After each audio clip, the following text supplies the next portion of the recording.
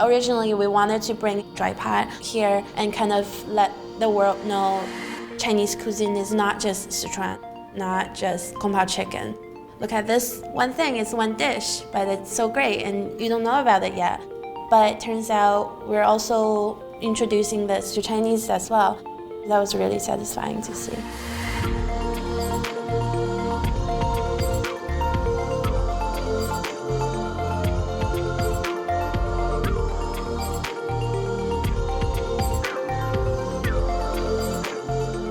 Dry pot is considered a new invention in China.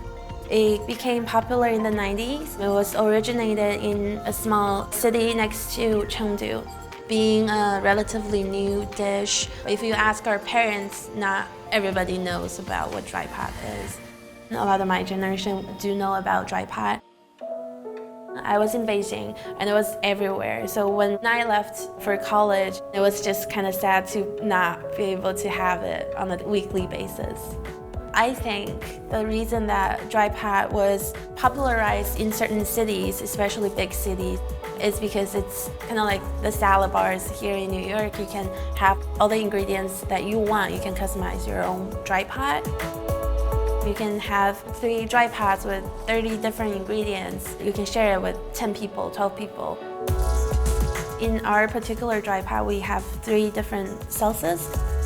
The base sauce is a mixture of different spices. So it's not hot itself, but we do use chili oil and chili flake and chili powder. A lot of the spices are herbal remedies, and we only do a small amount of certain spices because they're so pungent, so it makes a big difference. We have more than 70 ingredients in our menu. You pick your own ingredients from sliced beef to lamb to fish fillet, rooster's testicle, frog. You can have your vegetables, Chinese cabbage, and your soy product, and everything is mixed together and wok fried, and it's served in a bamboo bowl. There's so many different possibilities for dry pot. If a person the first time come here, I will recommend 1 or 2 meat and some seafood, maybe 2 vegetables, just a mix of everything.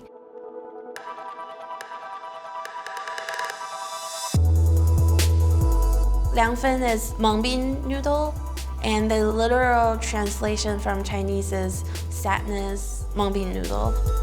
And the story goes back then when people were eating this dish, which is made with Mengbin noodle soaked in a mixture of hot sauce, chili oil, a little bit vinegar, salt, a little bit sugar.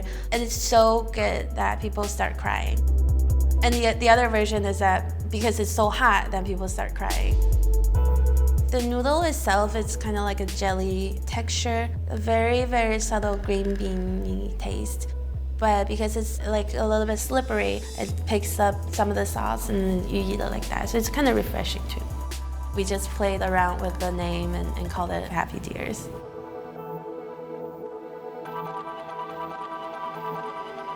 So the thousand-year egg is a traditional way to make the chicken egg. We mix them with ash, salt, quicklime for several weeks to several months, depending on the process. After several weeks, egg will become a little gray. The white will become brown, so it's very delicious. The sauce is like a vinegary soy sauce mixture. We use tiger peppers and we deep fry the peppers. The pepper is actually really, really hot. The egg kind of cuts the hotness of the pepper too. It's a dish related to our childhood.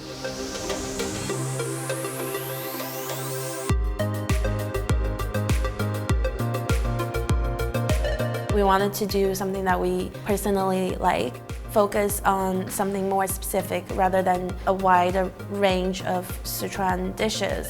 Because there's a lot of Sichuan restaurants in New York City already, and it's kind of difficult to stand out. Dry pot itself, it can be anything that you want. So it's very simple, but there's a lot of possibilities.